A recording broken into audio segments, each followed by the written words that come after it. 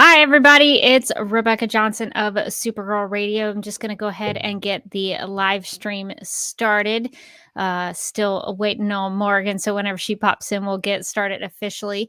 So if anybody has any questions or comments while I'm here, I will field some questions until we're ready to go. But I did want to show you guys something. So I have a water bottle. I usually try to have a water bottle during the live streams because sometimes my mouth gets dry. And this running water bottle that I got is actually, I thought it was yellow, but I guess my green screen thinks it's green. So it's kind of weird. Looks like I'm drinking out of nothing. So I thought that was funny. I just noticed that before we got going. So if anybody has any questions, please let me know. We are going to be discussing Earth Prime #1, Batwoman is the issue that we're going to be talking about. This is going to be a comic book review for this week's episode of Supergirl Radio. It was something that was on our radar, but we also had some listeners last week who reached out and wondered if we were going to review it. So we will be doing that. And the reason for that, since it is a Batwoman issue, people would probably be wondering, why are you talking about a Batwoman?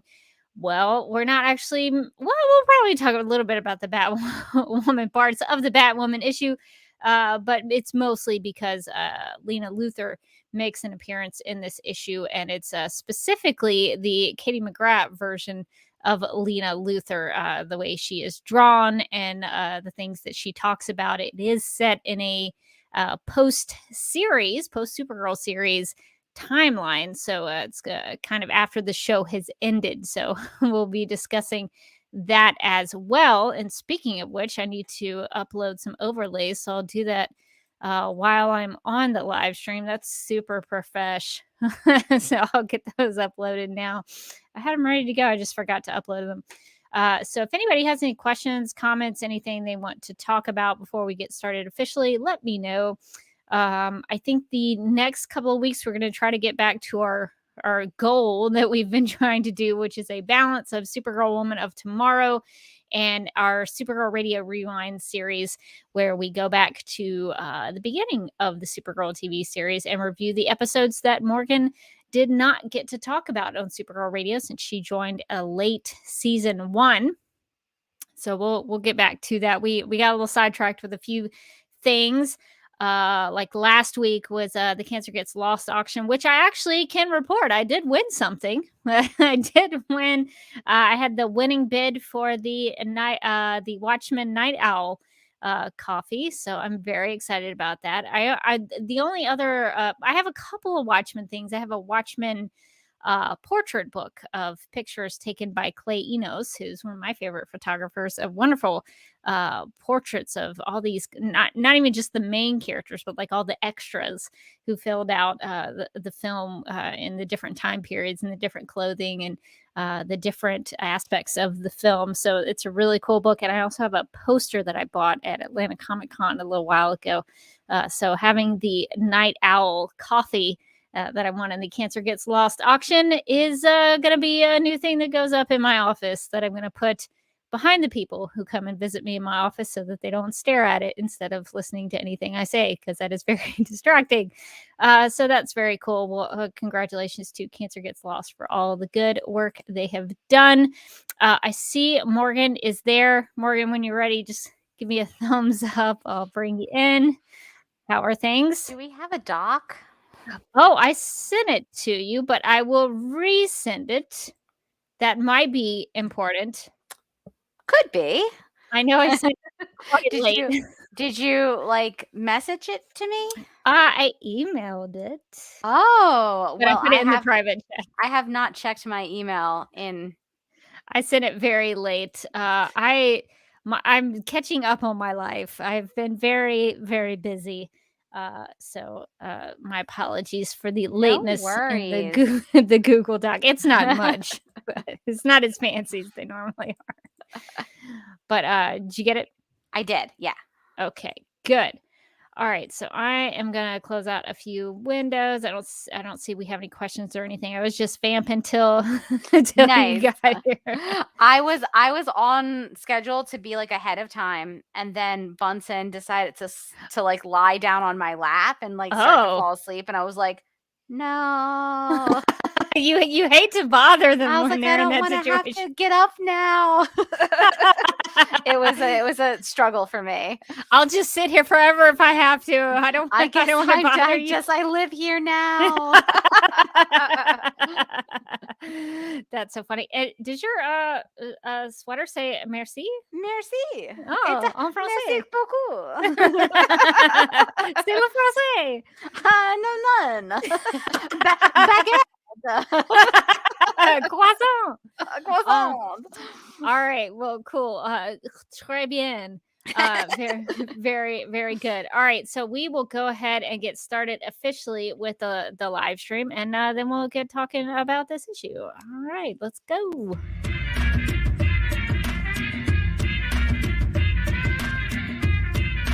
Leslie Lar's downfall is just that eyebrow twitch that she can't help doing.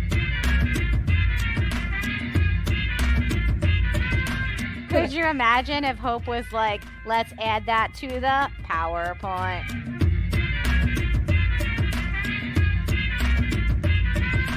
Excuse What me? year is it? How old am I?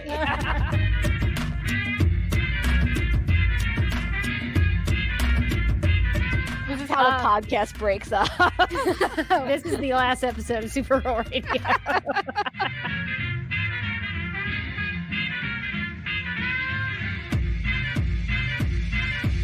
You want a Kryptonian? You've got one. Is it a movie about saving Argo? The answer to that one is no.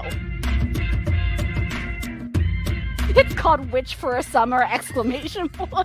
Where does she want to go? Ask her. Talk to her. Really commune with flat Supergirl. Did we set the bar too high or too low? I think we set the bar real medium. You do an intensely adequate podcast. Good.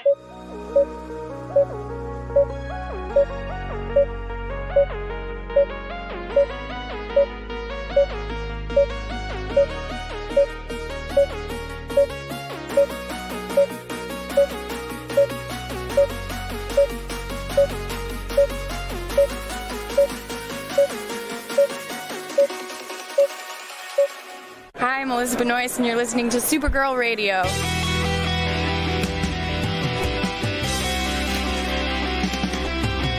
McGurk! I love Not mess typing. with my Google Docs, Meeksy. Supergirl Radio is going live every night of the week. How do you like it? Is becoming a human burrito a plus or a minus? I don't know. It does seem snug. I mean, they say you are what you eat.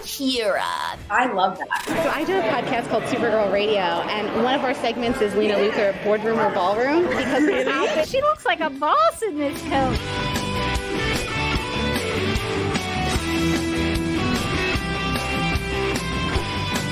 Nasty Luthor like a different Luthor? It's not just Lena being mean? No. Helen Slater here. So fun to know that you're hosting a podcast called Supergirl Radio.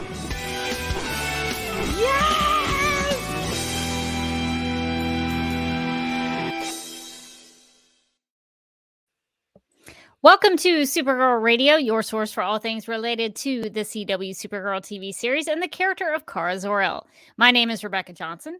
I'm Morgan Glennon. And for this episode of the podcast, we are live and wired and ready to discuss and review Earth Prime #1, Batwoman, which was written by Natalie Abrams and Kelly Larson. Artist on this issue is Clayton Henry. Colorist is Marcelo Maiolo, I think. My apologies if I'm mispronouncing anybody's names. Letterer is Tom Napolitano, and Kim Jacinto is the cover artist, and Nino Munoz drew the photo variant cover. I hope I got at least part of those names correct, but those are the credits for the issue. The description for this issue reads, quote, "Spinning out of the hit CW shows, Earth Prime continues the adventures of your favorite heroes from the small screen. While each issue focuses on a different Arrowverse series, a threat lurks in the background, out to finally bring these heroes to their knees. Ever since the tech that created many of Batman's rogues hit the streets, Ryan Wilder has been running herself ragged, trying to contain the new villains popping up around Gotham City. But when Clayface's mud binds itself to a local high schooler, Batwoman will need help from an unexpected source in order to contain this muddy foe. Also, follow how Luke Fox balances his life as a superhero and a boyfriend, unquote. Also, this other thing. Which I'm going to be upfront and honest, I did not read because it did. I quite a yarn. You have to catch me. I will. Because I only read the Lena. I went on a whole journey with Luke and his relationship issues and. How does he do it? How does he juggle it all? Luke said, "I can have it all." I love it when we get to work Liz Lemon and 30 Rock into Supergirl Radio. So that is the issue description for Earth Prime #1. Batwoman. And the reason that we are talking about this issue is because the unexpected source, I think, is the appearance of Lena Luthor in Gotham City, which is the Katie McGrath Lena Luthor specifically. This isn't just generic Lena Luthor. It looks like Katie McGrath. I don't know if she talks like Katie McGrath. We'll discuss that a little bit. But she has Lena Luthor's experiences from the show and talks about things related to the series. So this is very specifically Lena Luthor based on the Katie McGrath version from the Supergirl TV series. Oh. No, I now have timeline questions, but we'll get to that now. It was like you said something and a light bulb just like turned on in a dark room in my mind. And I was like, wait a minute. Let's talk about it now so you don't forget. Have you already forgotten what it was? No. Okay. Okay. So in this issue, right? This issue that's set in like mid or early Batwoman season 3. But after the Supergirl series finale. There you go. That was my question, because I was like, wait a minute. Those were taking place. So, okay. So Supergirl ends, but Batwoman continues, right? So like Supergirl ended somewhere in the early part of Batwoman season 3, apparently. I guess timeline-wise? I guess so. That's where they're putting this. To be transparent, I haven't watched Batwoman since season 1, episode 2, so I'm quite behind. So you are more behind than me. I haven't watched Batwoman since season 1, so Ryan Wilder is a new character to me. I have not seen her in action in any way. So yeah, so I didn't even think about the timeline until we got onto this, honestly. It never occurred to me that like the timeline's kind of weird. And then I was like, wait a minute. So there are some context clues in the issue to figure out where we are. The biggest one is there is a little Daily Planet headline that says Supergirl revealed as Kara Danvers. So apparently Catco, the National City Tribune, didn't get to have that as the exclusive. I guess the Daily Planet got that. And Gotham City, like the Gotham City Gazette or whatever, didn't even get that. Or they're only carrying the Daily Planet at this newsstand apparently in Gotham City. But that is definitely after the show has ended, because that happens in the Supergirl series finale, aka the last episode of the show. Yeah, like I knew it took place after Supergirl ended, because they're talking about a lot of like Supergirl finale stuff. Lena mentions the Lena Luthor Foundation, Trees for All, and and that headline is in the background. So I knew it took place like post the timeline of the Supergirl TV show. But then I was like questioning to myself, like, well, was that happening around this point in the Batwoman season? And then I just like went down a rabbit hole. I see that a silhouetted animator in the chat says that there was a time gap between season 6, episode 1, or between the Gauntlet and Magical Thinking, between season 6, episode 1 and 2.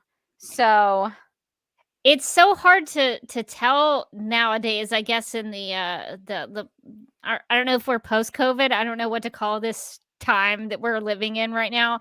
But it's difficult because it used to be in the old days, in the before times. in the before times, for sure.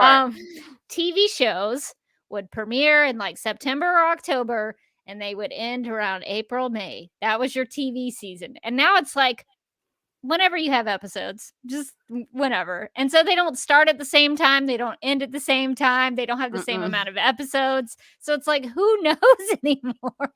It's all just kind of all over the place. So if you're telling me that the Supergirl, the TV show, ended around sometime in early season 3 of Batwoman, like in the Arrowverse timeline, sure. Yeah.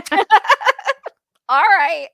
I accept. Unless you're watching them live as they are airing. Exactly. You just or if you looked it up on the internet, you could also do that if you really wanted to.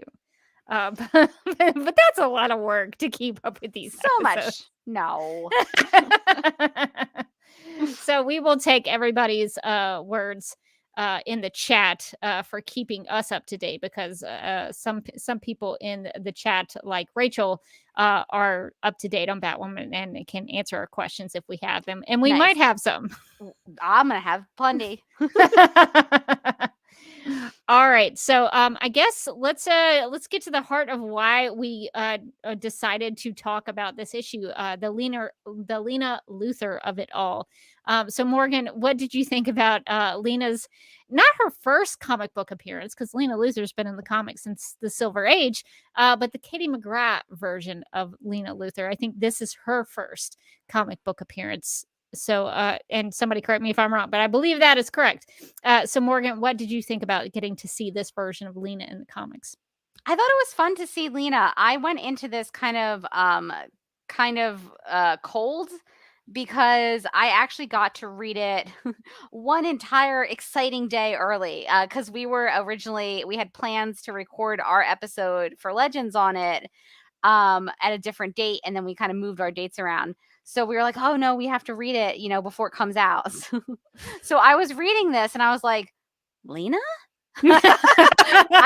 I did not expect to see her at all. I hadn't heard any scuttlebutt about her being in the issue. And so when Ryan goes to the headquarters and she bumps into Lena, I was like, hey Lena, what's up, girl? How you doing? It's just like meeting an old friend. Just feel like, hey, look at you.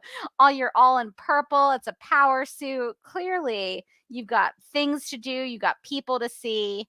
And I like to see business boss Lena. I liked that she was back in her Luthor power suits and she was taking care of business, still doing science, still doing a little magic. So that was. She's managed to after the show, she was like, okay, I know that when I first learned I was a witch, I went a little too hard into the witch stuff.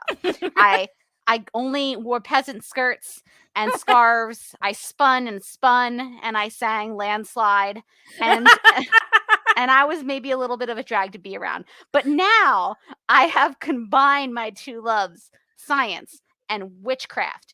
And I am using them together because she does a little spell while she's in the hallway. I wanted to ask you about that, because she does do something that I couldn't translate. I don't know. Who knows? I couldn't find a translation of it on the internet, but I think the first word is something to do with manners.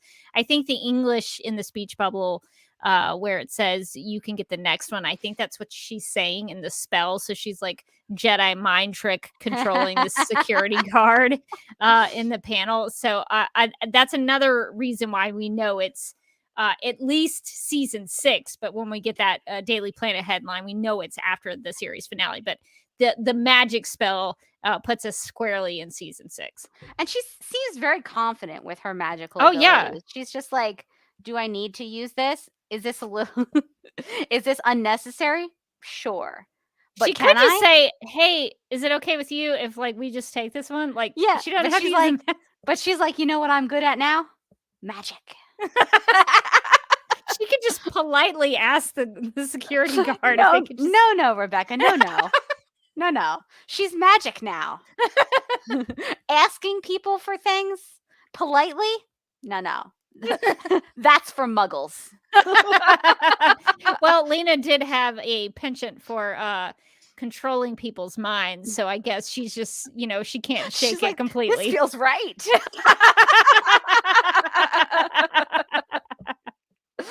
Oh, Lena, my favorite.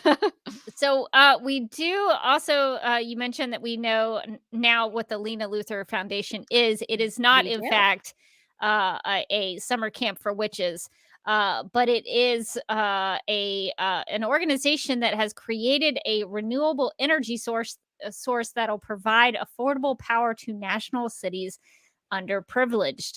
So did you expect that out of the Lena Luthor Foundation? What are your thoughts on now that we know what that is? To be honest, I thought that the Lena Luthor Foundation was going to involve more trees, given the logo of the foundation. It's cool that it's cool. You know what? She doesn't need trees. What could the trees be part of her initiative? Ooh, they could. What if part of her initiative for cleaner energy, she's like, you know what? We need more trees. What if she's just like walking around? She's just got a pocket full of seeds. She's just kind of like dropping them. Like Johnny Appleseed. As she goes. Behind her, a forest everywhere she goes. It's become a real problem for like the streets of Gotham and National City, because wherever she's going, she's like leaving like little trails of flowers behind her. I like that. Otherwise, I find all of our ideas about what the Lena Luthor Foundation could be like a little bit more fun and exciting than what it actually is. It's like almost too logical that like she would be doing like clean energy, kind of like an up and coming sector that would seem to tie into the science too much. Like it's almost too logical for me. I kind of wish that it was a witch summer camp. Me too. Witch for a summer, the Lena Luthor Foundation. Maybe still have summer camps just associated with the foundation. Maybe that's just like for the kids who work at the foundation. Maybe it's like they're doing like a science project on like renewable energy, and she's like, okay, but you can't use witchcraft, and they're like, oh, Lena. And I really want Witch for a Summer to work, but it's still, it's interesting that she's created a renewable energy source that feels like a very Lena Luthor thing. I will say another Lena Luthor thing is like her inventions coming alive and trying to kill her or someone else. So I wouldn't invest in that energy source quite yet. Until that thing has been tested out. I'm sure it's great. Listen, I'm sure it's great. Lena's great. It might kill us all. So we might want to like test that thing first. When she says affordable, in terms of the the affordable power. What does she consider affordable? Because I've seen the price tag on some of her clothes. But does affordable translate to like cheap, or because people always say you get what you pay for, and if it's Lena trying to make something affordable, what if it's faulty? What if it doesn't quite test? I feel like it could correctly? be the Lena Luthor version of affordable, which is like the Lucille Bluth, like what does a banana cost? $10. Well, to be fair to Lena, after things happened with Lex when she was in season 6, she was a little bit poor.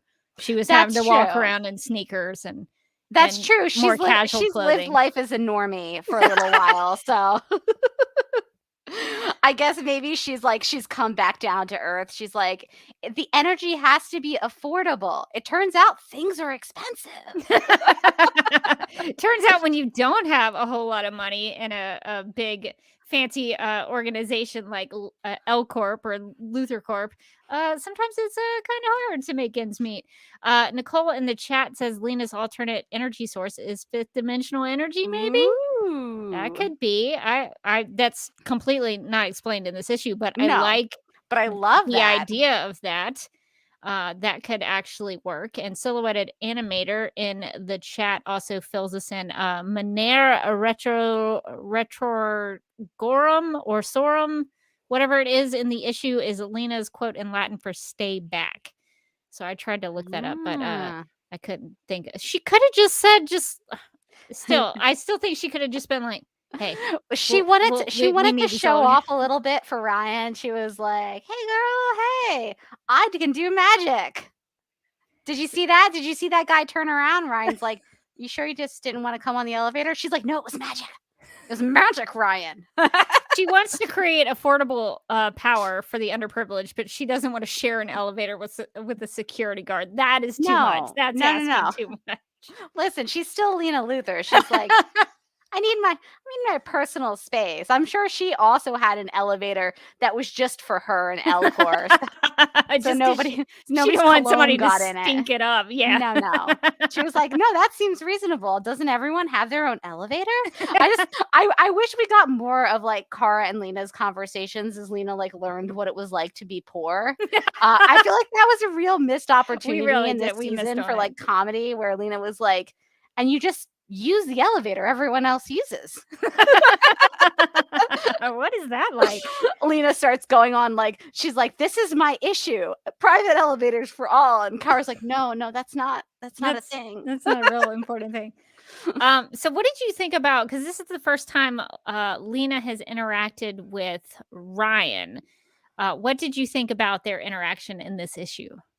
I liked their interaction. I thought it was interesting that she needs like Victor Freeze's freeze serum to stabilize her energy source, because again, I was like, are we sure that this is gonna all turn out the way you think it will? I mean, you are using a Batman villain's serum to do this. Is there not another different way that you could do this? Lena, it feels like we're going down a bad path. I was surprised that she didn't like accidentally freeze somebody like during the issue. That would have been kind of funny, where she's like, oops, it happens. Gotta break a few eggs, right, Ryan? Ryan's like, no. Well, she does say that it's something about the molecules or whateber, and I guess it does come into play because they're dealing with Clayface, and so Clayface can sort of break up and reestablish as a different form, can shapeshift, something like that. So if you have a way to stabilize the molecules, this is all science mumbo jumbo to me. I don't really know that this actually works or if I even understand it. But from how I was thinking about it, is that the freeze serum like stabilizes the molecules in Clayface's stuff, and that causes him to not be able to shapeshift. And you sort of see that, or I guess I did, the reader does at the end of the issue, where Clayface is no longer able to shapeshift. So I guess that's maybe what Lena is needing for her affordable power source, is to like that stabilize it's it. But that means at this point it's not stable. It does lead one in that direction. That is true. So what is happening in National City? My guess is more like what's happening at the Lena Luthor Foundation is that there's like constantly like little explosions. Whoever's working there is like, oh God, the boss is in. That's exactly what's happening. Lena comes upstairs, like she's a little singed. She's got her like grimoire under one arm, and she's like, "Don't worry about it, guys." And everybody has a little dirt on their faces because everything is exploding on them. I feel the need to offer a retraction. Daryl has pointed out on my Lena Luthor elevator slander that don't forget Lena was the one who allowed other people on Kat's private elevator once she was the boss. So that's fair.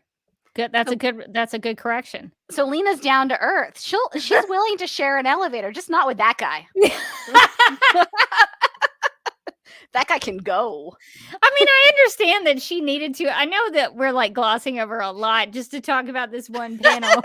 This guy in the elevator. No, this is the most important panel. But I mean, I guess I can understand that she needed to speak privately with Ryan, and so she wanted to do that in the elevator. But you don't think that security guy has like a camera inside the elevator listening to that conversation? I'm sure he does. So I don't know that it's funny. completely worth it. But anyway, so yeah, I think there's a lot of tiny explosions happening in National City at the Lena Luthor Foundation because everything is unstable, and people might be going through some stuff there in the Lena Luthor Foundation. Listen, it's a bad idea until you figure it out, and then it's a great idea. That's what Lena says, and she's like, I'm here to stabilize this great idea I have, and I know eventually it's gonna be fantastic and so affordable. I liked when she met Ryan. She was like, "Oh yeah, you're Batwoman," and Ryan's like, "I don't know who this Batwoman." She's like, "No, you are Batwoman. I'm not gonna play this game with you. I'm not gonna talk to that security guard, and I'm not gonna play this game with you." She's already been through the secret identity secrets enough. She just went straight to the chase. She's like, "No, I'm sorry. I'm not doing this again. We are gonna be friends. You're gonna tell me your secret straight out. That's what's happening here." Yeah, so she's definitely learned from the Supergirl secret identity, I guess, just to go to it. So what I thought was interesting, two things. So the Lena Luthor Foundation, the affordable power thing, I thought was somewhat, but probably unintentionally connecting to the idea of power in season 6. Which was kind of hit or miss in a lot of episodes. But I guess that sort of loosely connects to the season 6 theme, I guess is what it was. But then also there was a through line connection of Lena and Ryan with their brothers. What did you make of that, Morgan? The connection that they both had some, sociopathic brothers. I liked that connection. I thought that was smart of the writers to sort of use that tie-in to give them something to bond over. Now, I again haven't watched Batwoman since season 1, so all of this is like really new to me. Thankfully, this comic had a lot of exposition in it, so it's kind of like reading a recap of the first part of season 3 of Batwoman. I was like, oh, I feel like I'm up to speed now. So I know that her brother is like a bad guy, and then there's a lot of family drama behind it, and then I kind of got lost in the family drama, to be honest. It sounded like there was like somebody's company got stolen by somebody else. The mom was involved, but maybe the mom wasn't involved. I was like, wow, this is like some Luthor family drama here. So, I wonder if any of them write in journals. I wonder if any of them do any journaling. Maybe Ryan's like writing out, and maybe the problem is that her brother always wanted to ride horses with her as well, and she would never invite him either. She was like, get out. That's usually how it starts. It's all downhill from there. Like, always invite somebody to come riding horses with you. That's number one. No, I liked how they bonded over, having kind of complicated families that weren't always great, and specifically about having brothers that weren't so kind. I thought that was like a nice way to connect those two characters who haven't interacted before and like aren't even really on the same show. So I thought that was like a really cool way to kind of emotionally connect those two characters. Yeah, Rachel says in the chat, I can't believe I just realized that Lena and Ryan's brothers respectively are Lex and a new version of the Joker. So that's good to know. I kind of remember seeing something about there was a version of the Joker on Batwoman, but I didn't know much about him. So I guess the Ryan's half brother becomes the Joker at some point. So that's actually kind of interesting that they would both be sisters of some really terrible villains in the DC universe. Daryl says, I think at one point Ryan did write in a journal. Not sure if she still does. See, there you go. See, that's where it all began. That's where it all started going wrong with her and her brother. Always comes back to that. So it looks like Ryan's brother got shocked by a buzzer on the forehead.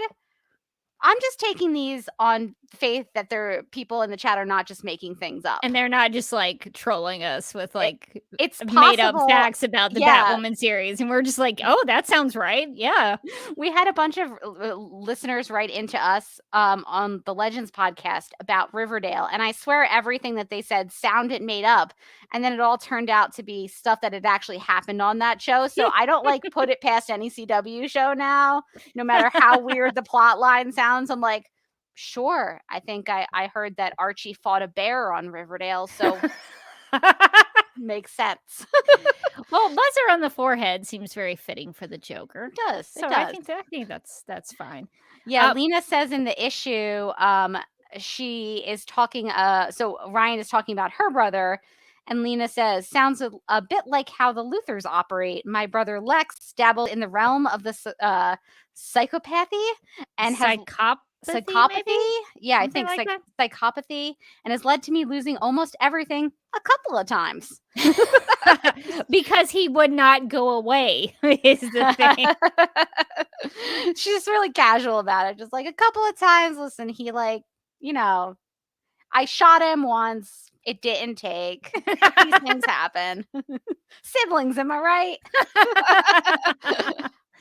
Yeah, well, I was at least glad with the appearance of Lena that it wasn't just completely shoehorned into the issue. It made sense as to why they would choose to bring Lena in at this point, because she had that connection with the brother and having those sibling issues. So I guess that made sense. And now it could be that the writers were just like, we really love Lena Luthor and we want to put her in the issue. But I think they made it work in terms of making it seem like she was a good emotional component to the story in terms of what Ryan was going through. So I was at least glad that she wasn't just there for kind of no reason. Like she had a couple of reasons to be there. So I appreciated that part of it.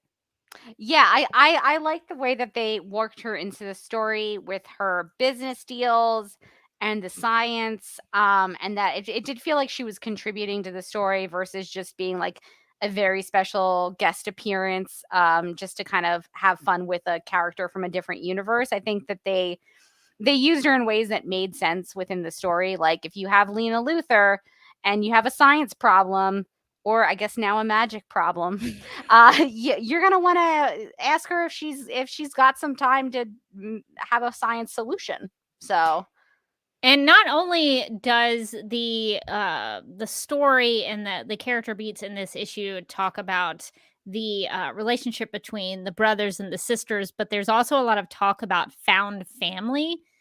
Morgan, did you make those connections? I did. That I was sort of making.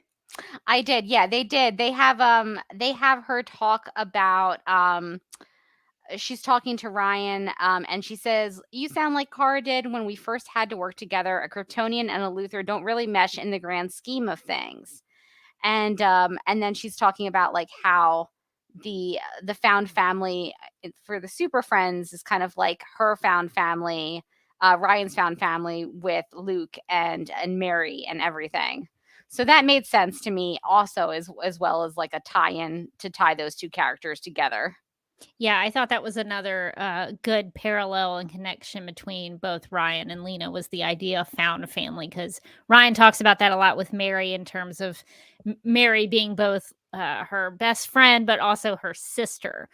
So I think that could also maybe, depending on how you see the Kara-Lena relationship, I think it's a good connection to say best friend, sister, but some other people may disagree.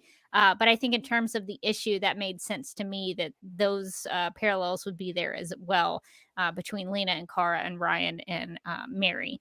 So I thought that at least with Lena's appearance, they were doing things that made sense in terms of the connections between these two characters. Yeah, I agree. And I think, at the towards the end of the issue, when she's talking to Ryan, she says, you'll get Mary back and then your friendship will be stronger than ever because you never gave up, just like Kara never gave up on me. So they do, they tie those two relationships together pretty well, I think, in a way that makes sense thematically. Like, Kara and Lena had a big friendship falling out at one point in the show, and so are Ryan and Mary.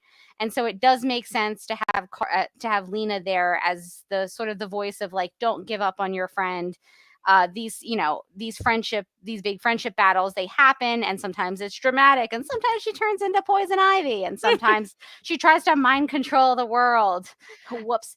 But you work through it. I think that makes that makes sense thematically for, it sounds like, where those two characters are, Ryan and Mary, at this point, where Mary has kind of turned to the dark side and Ryan is blaming herself and feeling responsible. And I think Kara did quite a bit of that in season 5. So I think it makes sense to have Lena be kind of like the other side of it and be like, even though these things happen with Kara and I, like, we came out the other side and we have a stronger friendship than ever.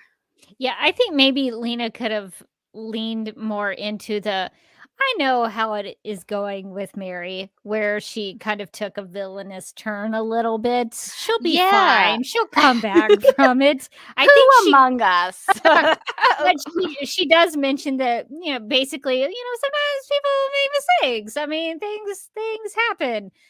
So I guess there is that. She doesn't really lean too hard into the whole FYI, Ryan, I kind of did the same thing. But she doesn't give her all the details. I guess there's no time for that. But Lena did take a kind of a villain, I would argue, and the guy has gotten me in trouble with the interweb. But I think Lena took a villainous turn in season 5. So I think that she could understand things with Mary. But I kind of felt like, and I don't know what your thoughts are on this, but Lena came across to me as like giving hope speeches in this issue a little bit. She was very encouraging with Ryan. And I guess in some ways I struggled a little bit with that reading this issue, because I was like, well, that's maybe something that Kara should be saying. But I guess after season 6, with everything that's happened and the whole idea of stronger together, which is mentioned in this issue, but it never connects to Supergirl, which I thought was strange. They could have leaned a little harder into the mention of stronger together in the issue. But I guess Lena and the other Super Friends would have picked up that hopeful optimism that Kara exudes. So I guess it would make sense that it would sort of rub off on them, and then they would share that with other people.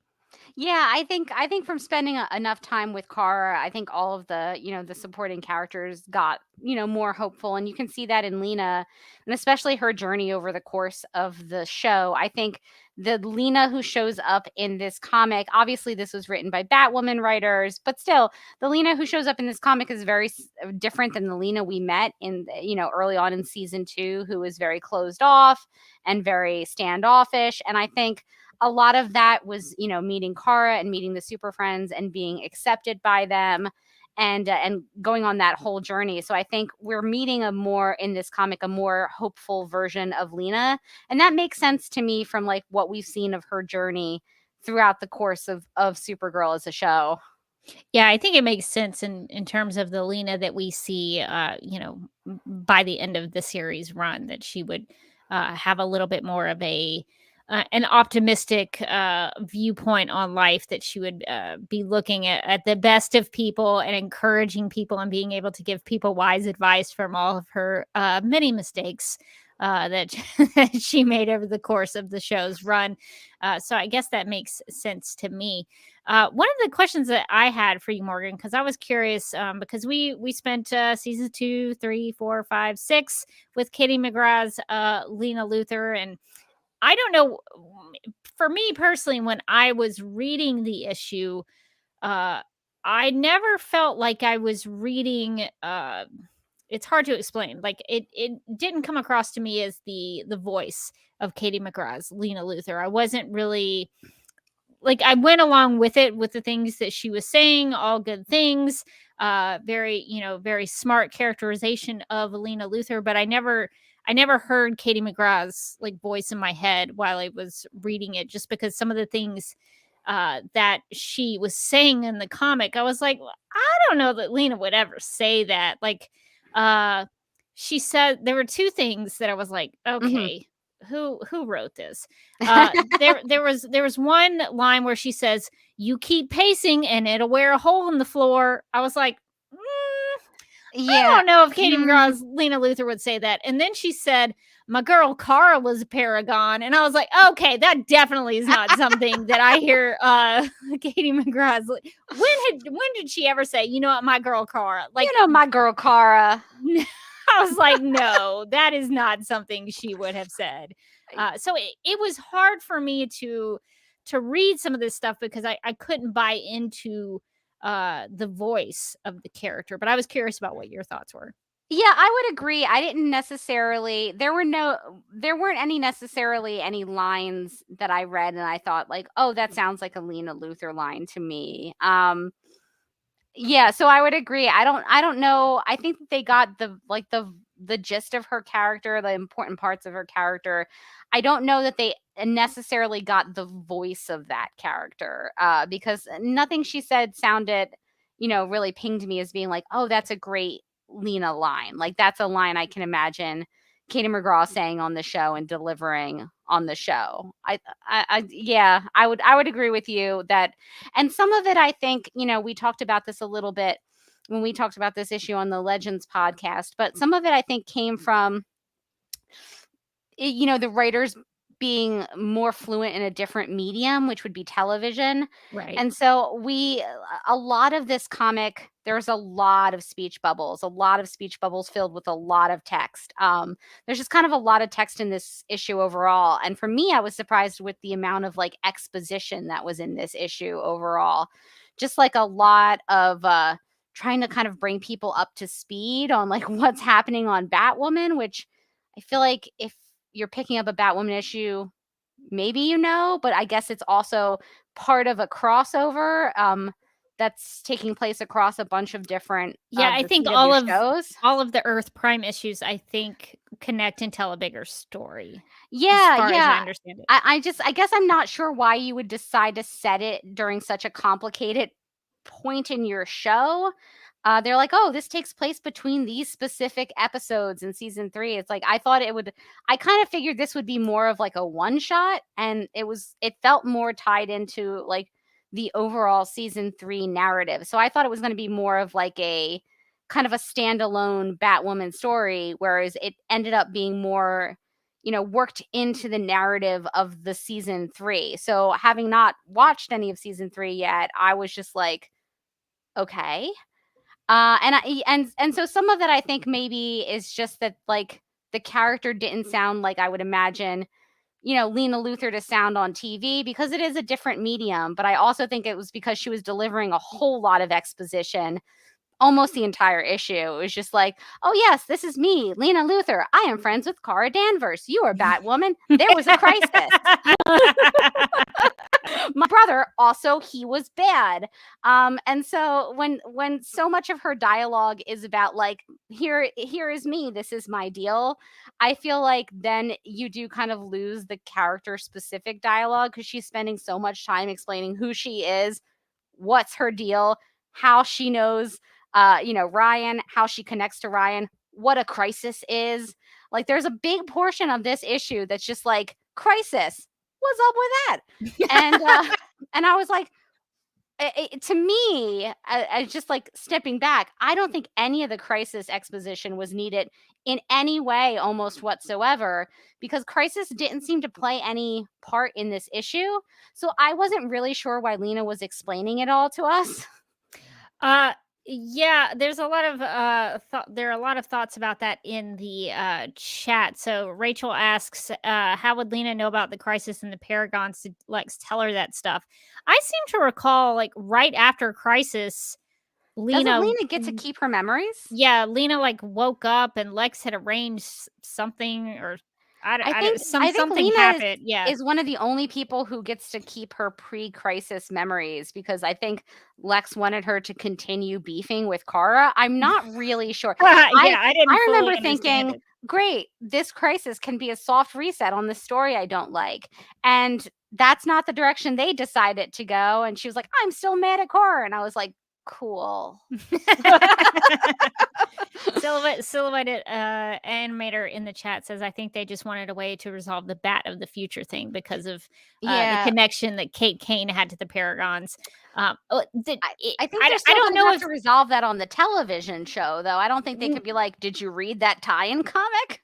I agree. I think that should be a storyline on the show, but maybe that somehow ties into the overall aspect of the Earth Prime series. Maybe they're going to be talking about Paragons, and maybe that's going to be a connective tissue through all of the issues. I don't know. Sorry.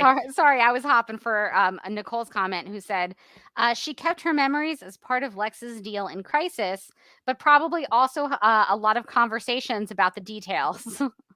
Yeah, I imagine Lena asked a lot of questions, and Kara filled her in about that kind of thing. Especially if she was telling, I imagine that Lena's like, I need this stabilization serum because everything is like exploding at the Lena Luthor Foundation. So I need to find something. And she was like, oh, the Victor Freeze serum is something I need, but I have to go to Gotham City to do that. And Kara's like, oh, I know people in Gotham City. And then it just kind of spirals out of her mouth about Kate Kane and the Paragons and Crisis. And so I imagine that just kind of all probably, in my head, that just comes out of the same conversation. I agree. So is there anything else you wanted to mention about Lena's appearance in the story? Yeah. And so I'm wading into controversial territories. Oh, let's get into it. Here we go. I apologize in advance. As somebody who enjoys the idea of the Supercore relationship. Oh, this is where we're going with this. Okay. I like that they left it so vague. You could read whatever you wanted into this issue. She talks about having a date at the end of the issue. A hot date. Who could that be with? Literally anyone. But if you are like a Supercore fan, you could be like, that's with Kara, and nothing in this issue is there to contradict you. So I like that they have continued the vibe of like the finale where they were like, we're not going to commit to anything. And they were like, if you want to read into it, the subtext is very much there for you. If you would like to not read into it, that's available to you as well. Yeah, it was pretty vague. It's sort of a pick your own adventure of shit. Which do you like? I would like to think that her hot date actually literally was someone who was like on fire or something, like some sort of someone at the Lena Luthor Foundation. So like I read too much into the hot portion of it. I was thinking, what if it was like an alien who's like had fire powers or something? I like the idea that she just got a call like off panel, and they're like, Miss Luthor, you set another thing on fire, and she's like, got a hot date back at the lab, can't stop setting things on fire. Although that is pretty grim because her mother like killed a guy with fire. Oh yeah, she should probably watch out for the fire, I guess. I probably wouldn't use the hot adjective. Maybe just say you have an exciting date or something. Maybe don't use hot. I did not remember. That's really funny. Yeah, no. So maybe she wants to stay away from fire of all kinds. Although she is a top-notch witch at this point. She looked at that security guard and she was like, "No, sir." And in that way, I am also a witch, because sometimes when people are trying to get on an elevator with me where I don't want them on there, I do this and I go, mm-mm. And sometimes they don't go on either. And is that my face or is that my magic powers? We'll never know. Don't you do that with Bunsen too? I do. I go, Bunsen, no. I said, mm-mm, mm-mm. Sometimes I'll just shake my head at him like, mm-mm, mm-mm, mm-mm. And if I was talented like Lena, if I had magical abilities, these would be the two best behaved cats in the world. That's what all I would use my magical. She's using her magical abilities to like help her do science and turn people away from elevators and affordable energy. And mine would just be like, I wish the cats would stop stealing my donuts. If you want to hear more about that story, become a Supergirl Radio Patreon supporter at patreon.com/ Supergirl Radio if you would like to go check that out and become a monthly member and support the Patreon. So you can do that and hear more about the Bunsen donut story. So check that out on the Patreon account. But yeah, they did. I would agree. They did leave it intentionally vague. I guess that's another question that I have in terms of just the Batwoman writers writing Supergirl continuation content, because I don't know how I feel about that. It's like maybe the Supergirl writers should have some, I don't know, maybe they asked the Supergirl executive producers or some of the writers, like, hey, what was the Lena Luthor Foundation? Did like, I guess my question is, did the Batwoman writers like make up the idea of what the Lena Luthor Foundation was? That's a good question. I do wonder if they asked the Supergirl writers, like, hey, we want to say this thing about what the Lena Luthor Foundation was. I see Rachel in the chat mentions that Natalie Abrams did write an episode of Supergirl. So that was the one about Miss Tessmacher. Will the real Miss Tessmacher please stand up? I believe yes, season 4, episode 20. Yeah, I think that was the episode. So that might be, she might still have, connections. Yeah, but at the same time, does she have the power to be like, well, they didn't explain it, but I'm going to say what I think the Lena Luthor Foundation should be? Or I assume she got permission from the executive producers on, like, could you tell me what the Lena Luthor Foundation was so we can implement? Like, on good faith, I want to assume that that's what happened. My thought is that either that, or she might have written some things and then like run them by people who, like some of the producers on the show, and said like, hey, this is what we're thinking about doing with Lena. Are you guys okay with it? I mean, honestly, nothing in this comic changed like any of my thoughts about Lena, except the thought that like she is in my head still running that witch summer camp. But now she's also working on renewable energy.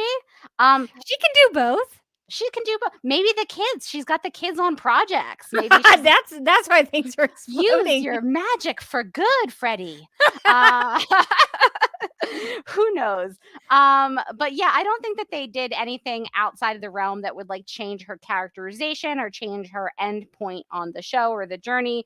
They definitely left some things open. Again, like, if you wanted to read things into certain lines, you certainly could with any kind of lens that you want to put on it, whether you think she's running a witch summer camp or you're hoping for Supercore to happen. Any of those things. Or she's dating an alien. Or she's dating an alien. Or she's setting people on fire. Any of those could be possible at any time. So I think that they did leave it pretty loosey-goosey in terms of like, they didn't have her come in and be like, I'm doing XYZ now. And, I've moved out to Paris, France, and I never talk to the super friends anymore. Anything like that. Like, they didn't have her come in and go like, Cara, I don't even remember her name.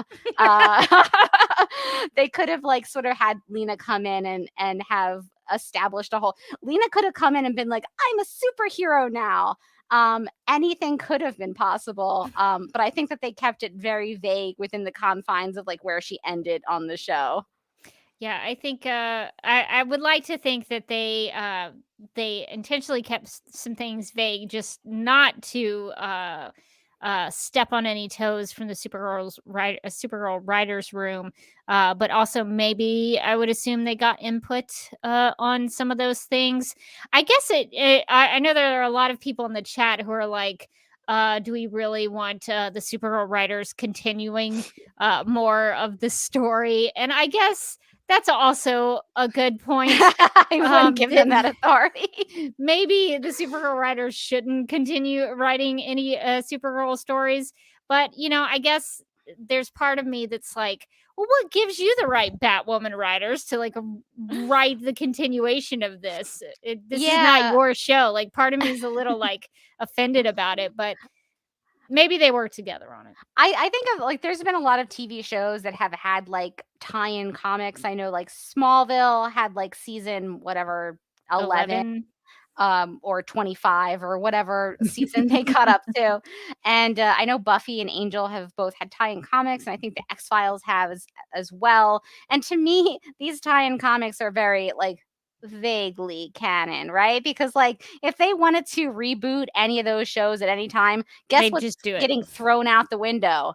Your guess is that tie-in comic. It's like the like people who were getting mad about like the Star Wars books that they wanted them to like, pay attention to, and they were like, no. So Much like the vaguely Disney canon. movies. So that's how I feel about it. No.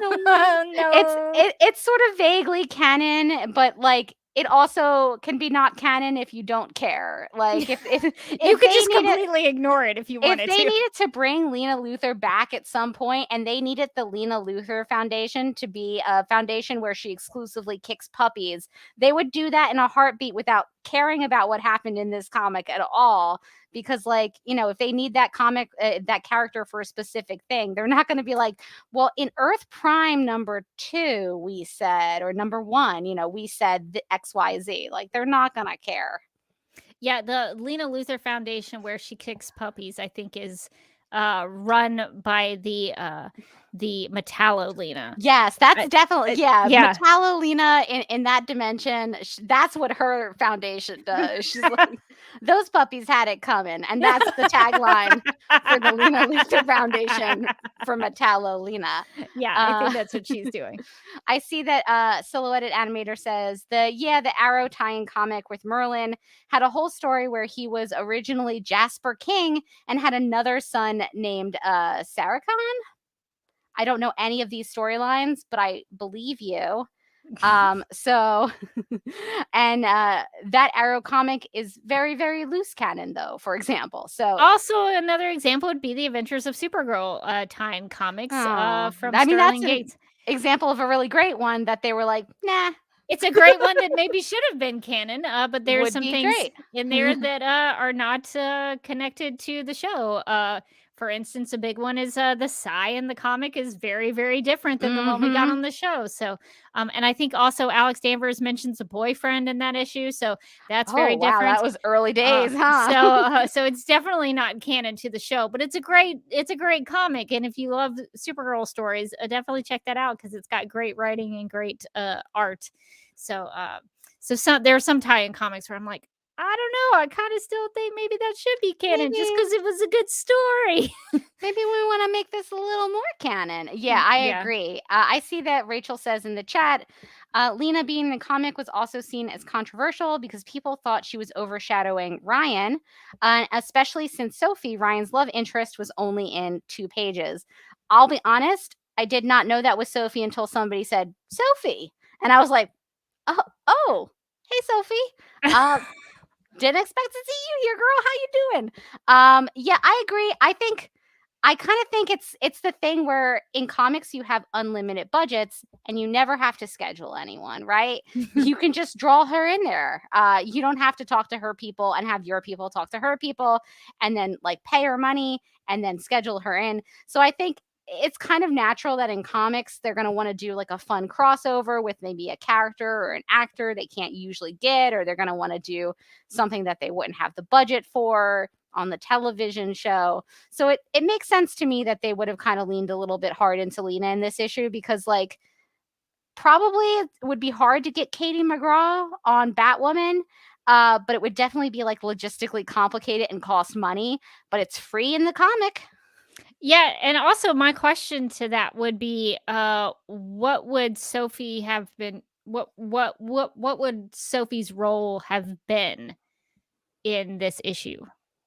Yeah, how could she have helped Ryan with the Clayface issue? Because I guess that's where I would say the Lena part of it made sense to me, is because Lena was dealing with the science, and they were sort of having to do Batwoman stuff without the Batcave and without some of Batwoman's cool stuff. I mean, Luke was tracking Clayface on Twitter instead of using high quality technology. So using Lena Luthor in the apartment with the scientific goggles on, like the safety goggles on, that seemed a good low budget way for them to do sciencey things. So my question would be, if people were upset about the lack of Sophie in the issue, I understand that, but what would her purpose have been in this specific story? How would she have been more of a prominent character? Yeah, I think Lena worked really well in this issue because of the scienciness that she was bringing to the issue. She was sort of the one, and especially since they're locked out of their usual high tech Batcave kind of situation. Luke is trolling on Twitter to try to find leads, and so Lena is kind of indispensable here because she can do science pretty much anywhere. She is a science witch.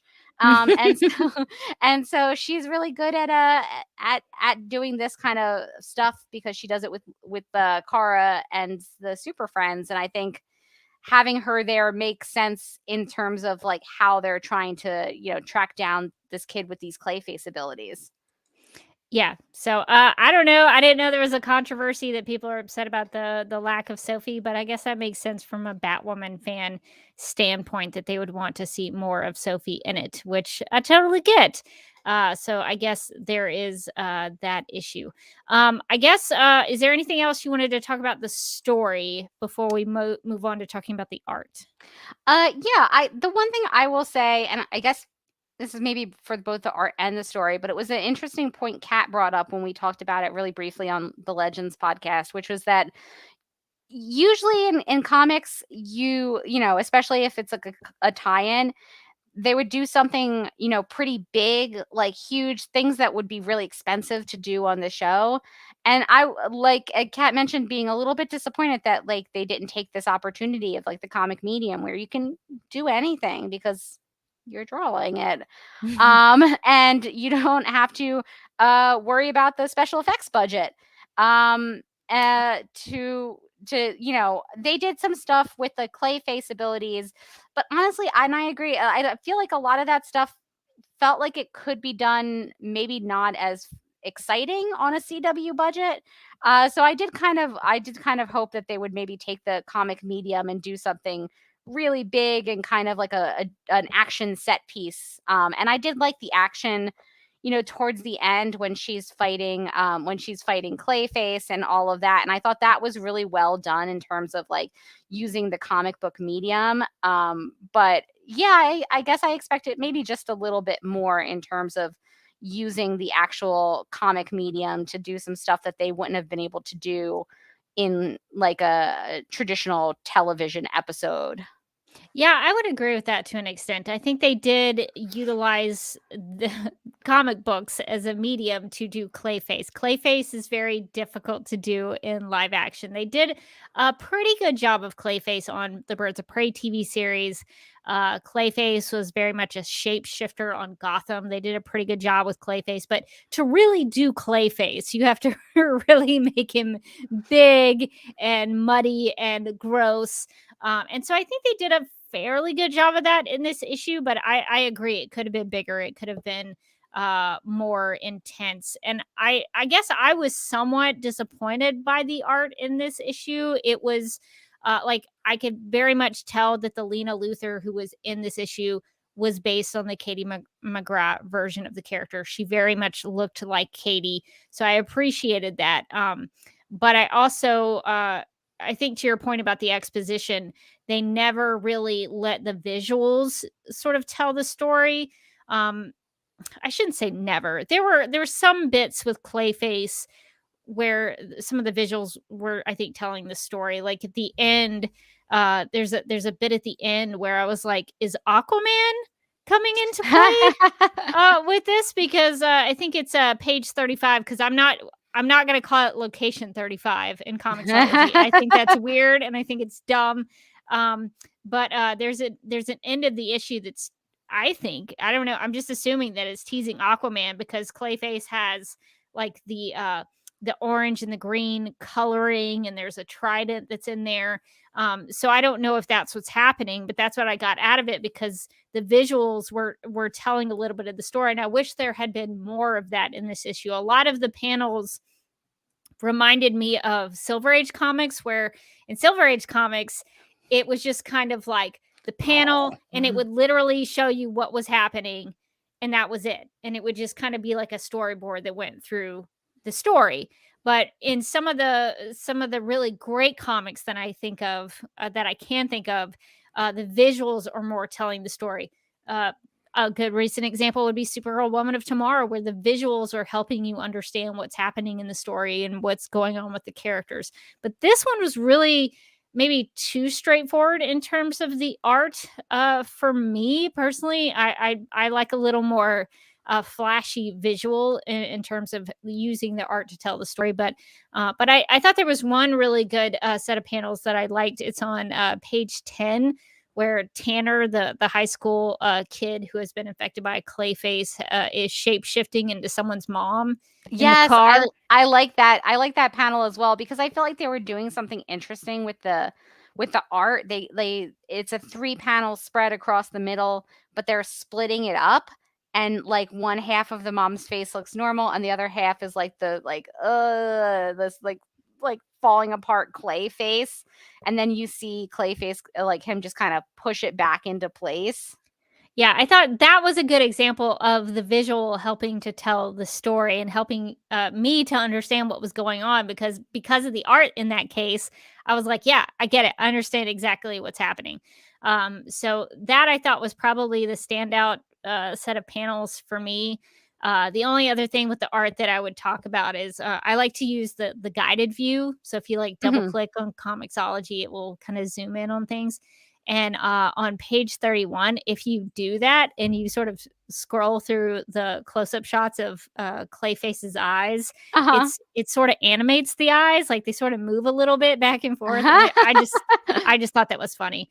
But that is great. But that's the only kind of there is one page, I guess I could also mention on page 30. There's a really nice full page very colorful image of Mary and Alice with a bunch of variations of pink and green, which I thought were really pretty. So those, I think for me, those would be like the standout moments in the art in this issue for me. Yeah, I agree. I think that they didn't use, like, the art felt very samey. Like, it didn't feel like there was a lot of variation in, like, here's a splash page, here's a different, maybe there's a 2-page spread or something like that. And I felt like it was very much very overtaken by a lot of the dialogue and the exposition. And when we were talking about this, I had mentioned that it reminded me a lot of reading like comics from like the 80s. Like a couple years ago, I read the 80s like Wonder Woman run. I think it was George Perez, and a lot of it. We talk about that on another Patreon exclusive coming up very recently for the Ace reporters and the Snappy listeners and the Boardroom bosses. You'll get that on Friday, where we review and discuss Wonder Woman Bloodline. So just putting another plug in for the Patreon. Plug. It's all connected, really, but it does feel connected because literally just last night we recorded on Legends a Patreon exclusive about like a comics 101, where we had Kat telling us about, creating comics, and things that she was talking about was like, having visual interest and, splash pages and spreads and different kinds of art. And I felt like in this issue, it reminded me of like the George Perez, like Wonder Woman stuff I was reading from the 80s, where it was like, oh my God, how many words can be on a panel? Where it was like, things taken up by huge text bubbles that were just filled and filled and filled with text, or like text bubbles up in the corner explaining like this exposition and this exposition and that exposition. And I wonder if some of it is, because they're coming from sort of a screenwriting and sort of trying to translate it into comic writing, and it's just like a new medium. But it felt very busy in terms of like dialogue. And to me, I think it felt very busy in terms of like exposition, just and that dialogue and exposition was taking up a lot of the art in some cases, where it was just like these huge bubbles all over the place explaining every single thing. Just a lot of dialogue.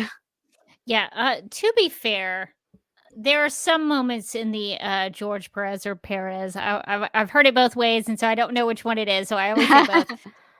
But there are some panels in his Wonder Woman run that I've read to up until a certain point. I never finished the entire thing, but there are some pages where there's a lot of detail in some of those big pages. So I just wanted to defend George Perez or Perez a little bit there, but I understand what you mean, because I think back in those days, that's how they were making comics. Yeah, and that's like, I'm not trying to be like a ding on those Wonder Woman comics, as we talked about in that Patreon exclusive. I both like. But I liked that run on Wonder Woman a lot. I actually really enjoyed reading them. It actually made me like the character of Wonder Woman.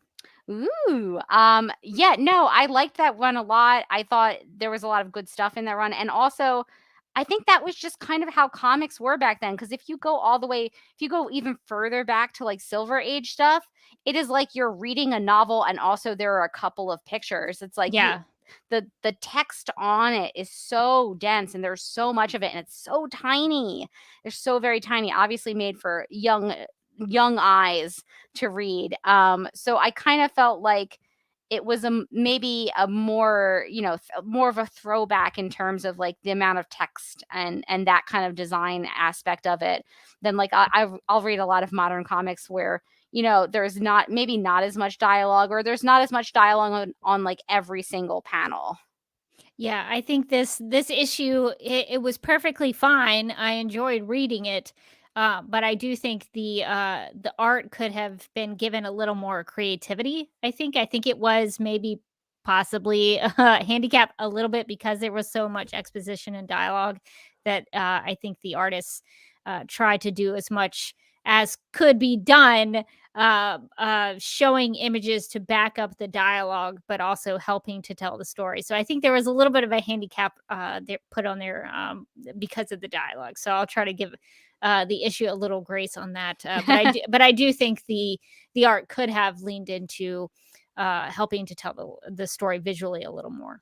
Yeah, I will say I think it was page 14 when Ryan and Lena have just gotten outside, and they're looking at the Wayne Enterprises building, and it's sort of like them turned to the side looking at the building in the background that's kind of foregrounded. I liked that. I thought that was a really cool shot and a really cool panel, and you see the new name coming over it in the next panel. And so I definitely think that there was a lot of cool things that they did with the art, but I guess I kind of wished it was pushed a little bit further.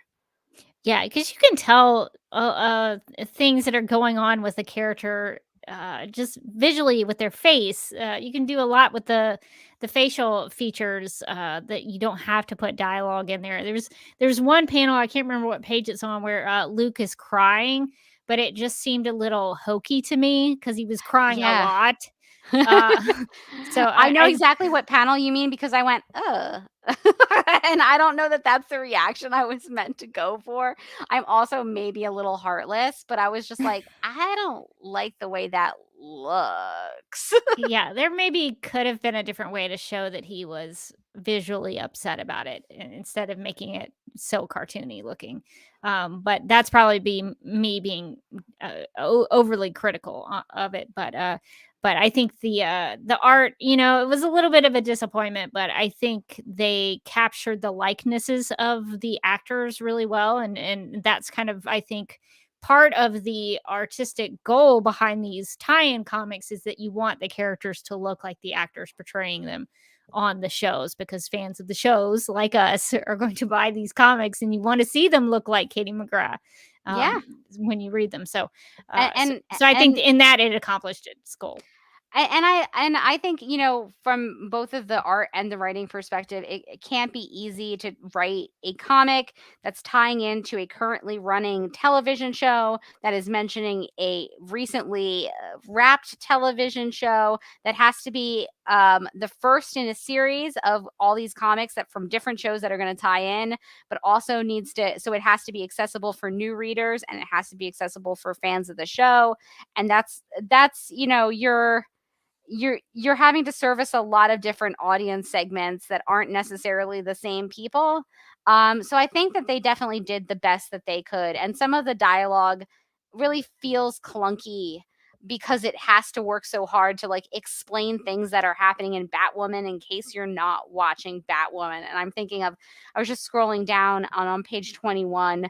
Ryan is talking and says, if the universe is so sentient, it must have a sixth sense of humor to force me to work with Alice, the psycho who killed my mom, Cora, only to have her run away and then turn my best friend evil. Now, that's not a sentence any human person would ever speak. But it did help give me some context because I've only seen 2 episodes of that one. Exactly. But now I know what happened with Alice, her mom, Cora, and her best friend. Now, if somebody in a conversation with me had like said a sentence like that, I'd be like, "Are you okay?" Yeah, it's not normal speak. And sometimes it's like, if you read it out loud and it sounds like that, maybe second draft. But again, like, how else would you say that allows me, the viewer 2 seasons behind, and Rebecca, the viewer 2 episodes in, to understand who Alice is? Yeah, that is a difficult task put upon the people creating this issue of Earth Prime. So I guess that's a fair point. Morgan, let's wrap up our discussion here. Overall thoughts. What did you think about this issue? Earth Prime #1, Batwoman. I really liked seeing Lena in comic book form. I would love just a Lena Luthor standalone comic. I think it can be about, I don't know, maybe Lena's taking some people under her wing, if you will. Maybe she's out in the woods. Maybe it's summer. Maybe it's witch for a summer. Maybe she has a whistle on. Maybe she's got a whistle. Maybe she's like, get back to your bunks. Maybe we should write that comic. Listen, DC, if you're listening to us right now, witch for a summer. Exclamation point. Exclamation point. The Lena Luthor story. It's still happening. Clean energy for all. That's a really long title. It just keeps going and going. But, and I mean, even Witch for Summer aside, which it will never be in my heart, but I think I really do like seeing Lena in the comic books. I think that if they ever wanted to do a Supergirl season 7, I guess that would be, comic book series, I think Lena would be a fun comic book character. I think if they ever wanted to bring this version of Lena Luthor into other DC titles like they did with Dreamer, that would be fun too. I think she's just a fun comic book character. She's got all that fun science stuff. She's got a great wardrobe and also magic. Okay, here's what I'm proposing. So, Lena Luthor, Witch for Summer, exclamation point. I think we should write it. And so I think maybe at some point down the line, we should do like a Supergirl Radio pitch meeting where we have listeners submit their ideas for Witch for Summer, exclamation point.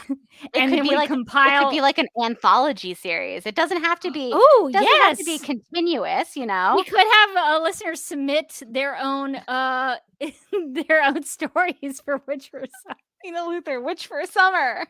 And I don't know if we could commission someone to draw the stories. I don't know. That might involve a lot of money, but it might. Would it be worth it? Probably not. Would I enjoy it? Definitely yes. But maybe we could write.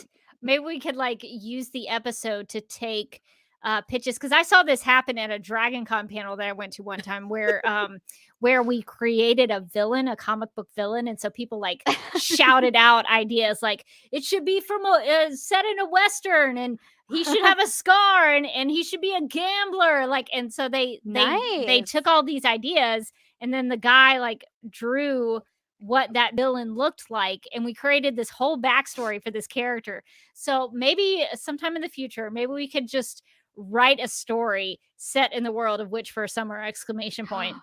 And that could be an episode of Supergirl Radio. Yes. I love that. I love that because I feel like she's getting into all kinds of shenanigans out there in the woods.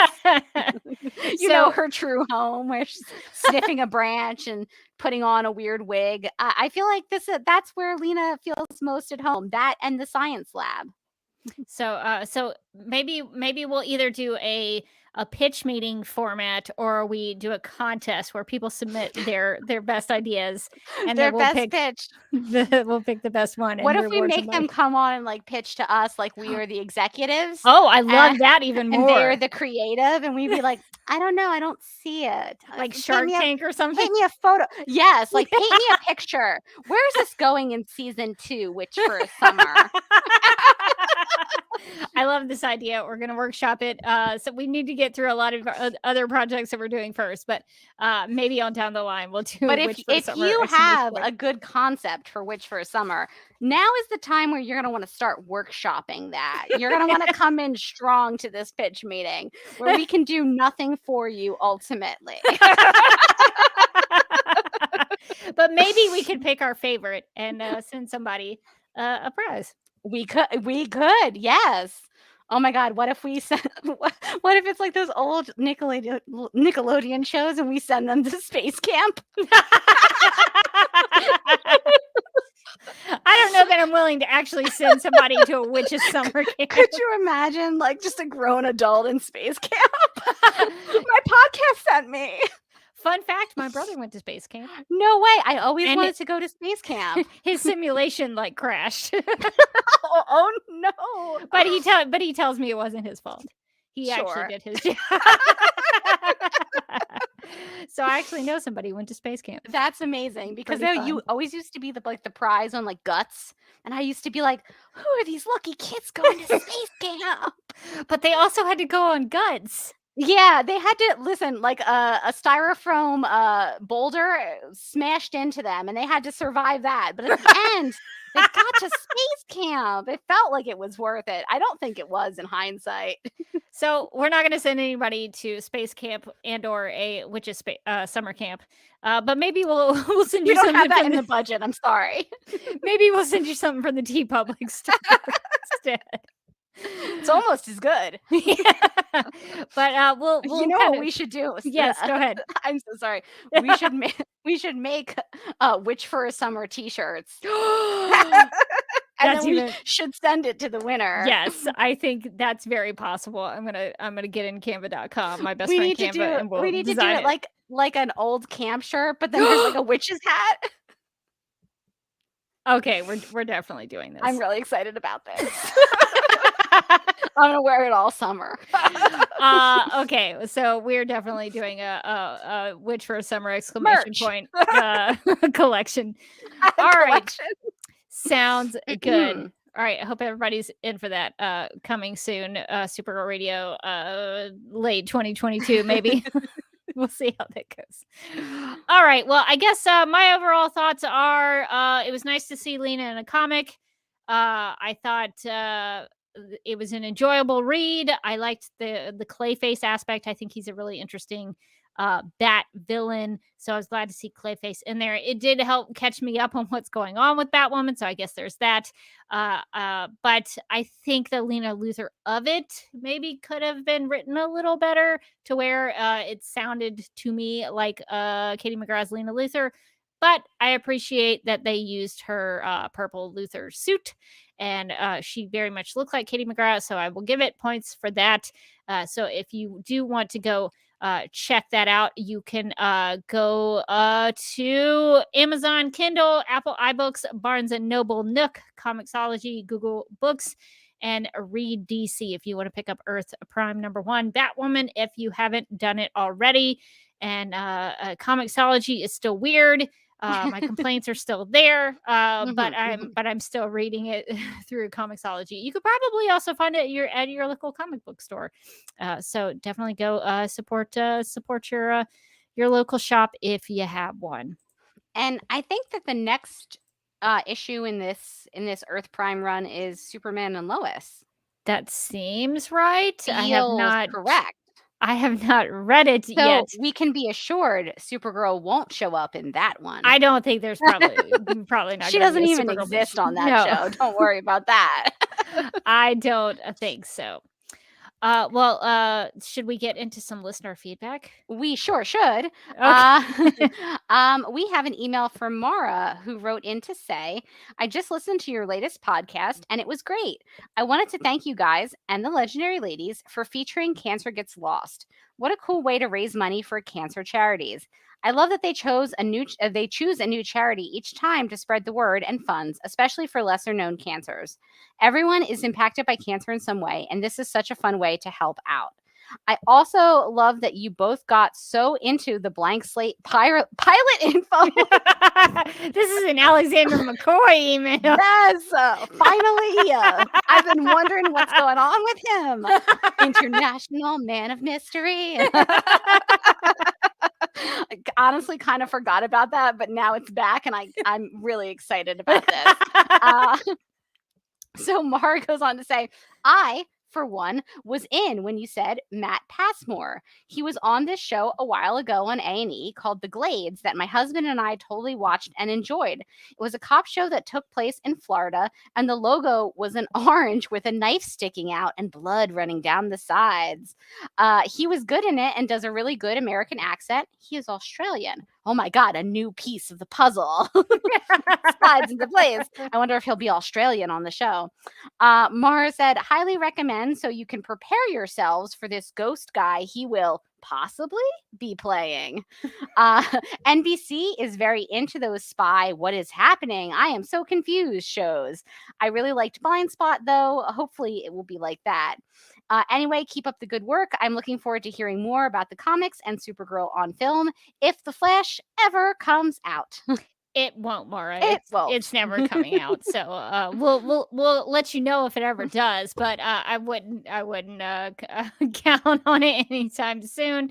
Morgan, are you curious about the Glades with the orange? I am. I meant to create like an overlay for this, but so hopefully you can see. Oh, it. I see it though. I googled it. Oh, look Sunny at with that. a chance of homicide.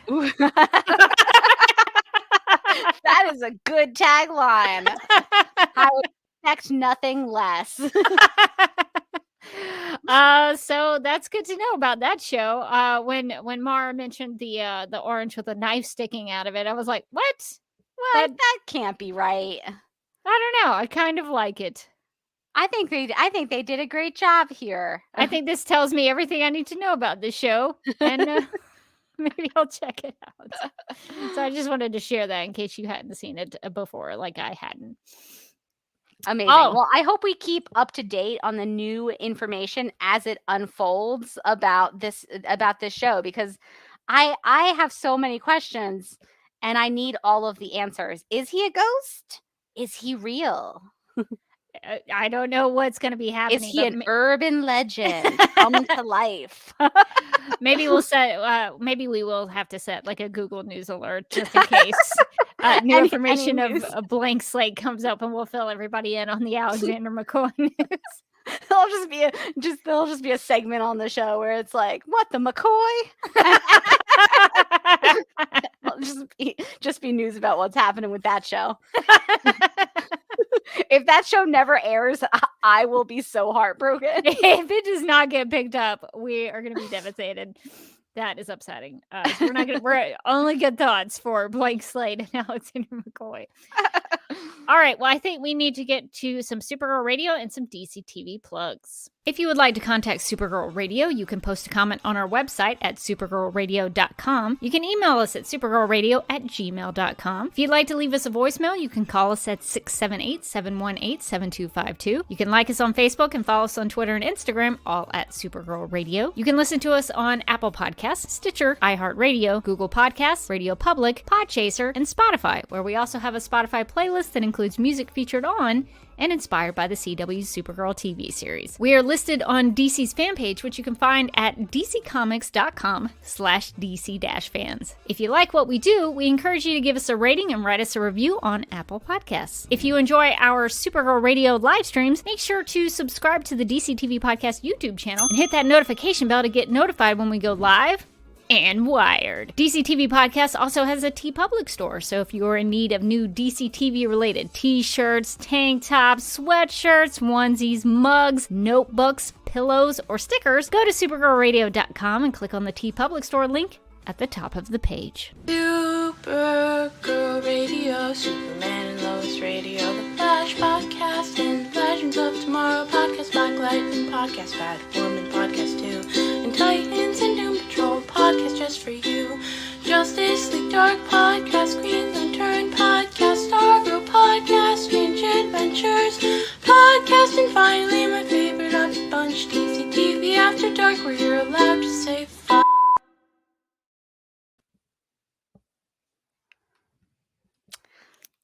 Yeah. Do you want to tell people about the TeePublic store? I cannot wait. I was wondering how long we could let that silence linger. Just let that moment sit. Just let it hang there. Yeah, we don't want to ruin that by reading things off of this document. Since we talked about Katie McGraw's Lena Luthor appearing in comic form, we have some Lena Luthor designs in the TeePublic store. And I guess coming soon, which for a summer exclamation point. So set an alert for that. But in the meantime, we do have some Lena Luthor designs in the TeePublic store if you are so inclined to check that out. We also want to thank our Legion of Super Sponsors for supporting the Supergirl Radio Patreon. These people are Michael, Sam, Anne-Marie, Yvonne, Quinn, Nicola, Leslie, Abby, Erngard, Miriam, Nicole, Lizeth, Faith, Brian, and Ethan.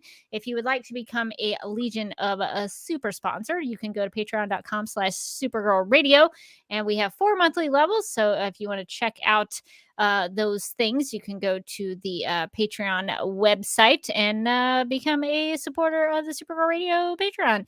Helps us keep the lights on for the podcast with podcasting fees, and gives us the ability to do cool things for our listeners and our community. And recently we recorded a couple things, a story about Bunsen and a donut that Morgan recounted for me. So that's currently up for Supergirl Radio Patreon supporters in the Snappy Listener and Boardroom Boss sections of the Patreon. But also the Ace Reporters are going to be getting a quarterly review of Wonder Woman Bloodlines this week. And sorry, my personal apologies to everybody for them being late. I've had a lot going on with work, so I'm a little bit behind on my life, but we're going to get back in the swing of things now that things are slowing down. Maybe just a little bit for me, but not by much. But hopefully we'll get back to a more regular Patreon schedule. Nice. All right. So you can also follow me on the social media platform Vero at Derby Kid and Instagram at The Derby Kid.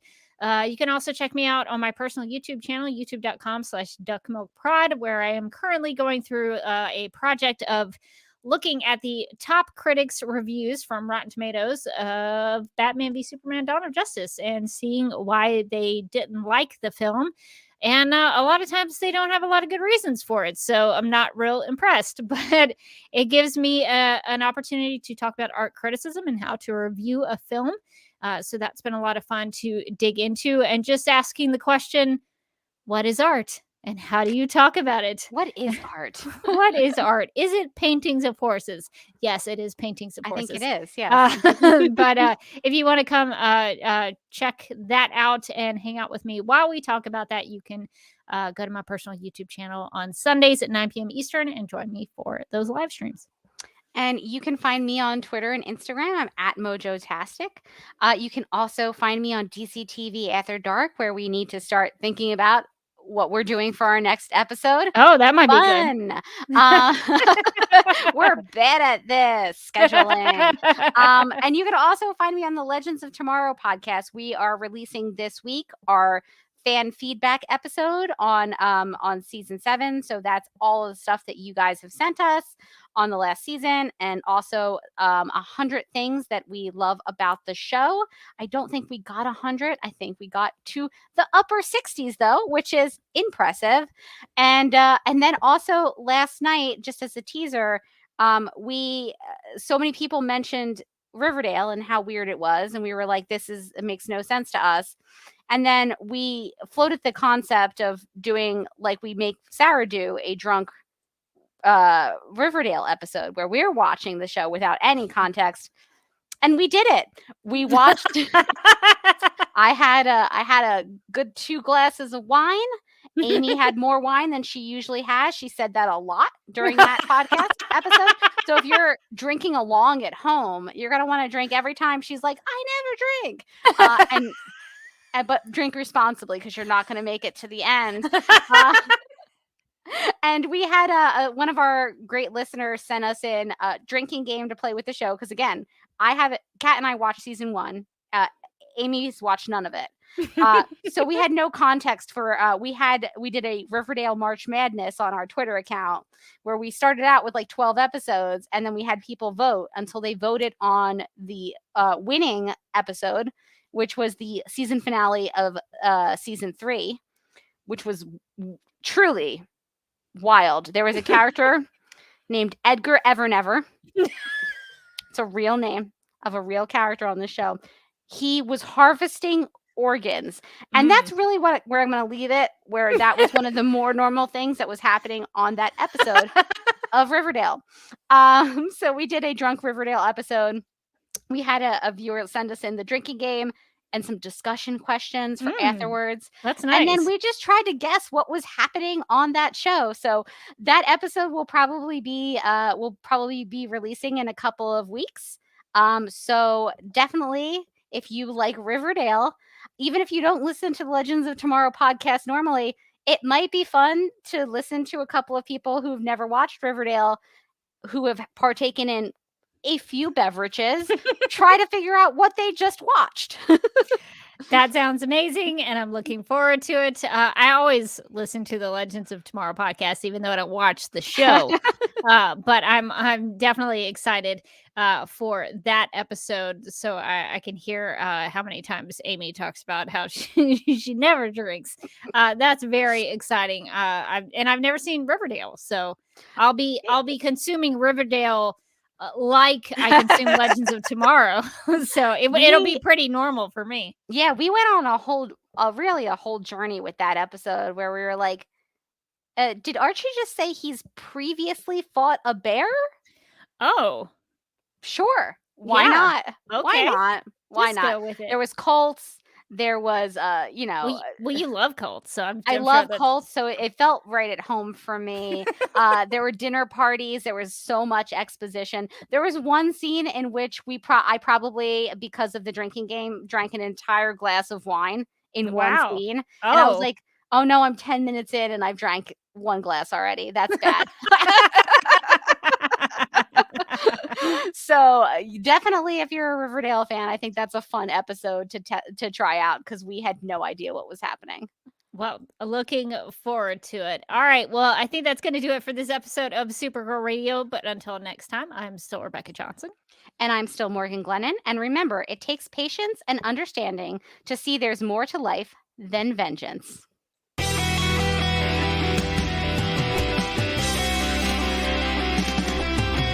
McGurk! I love Not typing. mess with my Google Docs, Meeksy. Supergirl Radio is going live every night of the week. How do you like it? Is becoming a human burrito a plus or a minus? I don't know. It does seem snug. I mean, they say you are what you eat. Kira.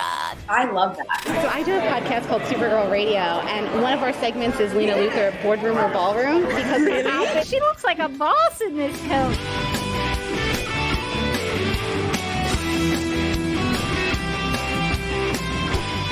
Is Nasty Luthor like a different Luthor? It's not just Lena being mean? No.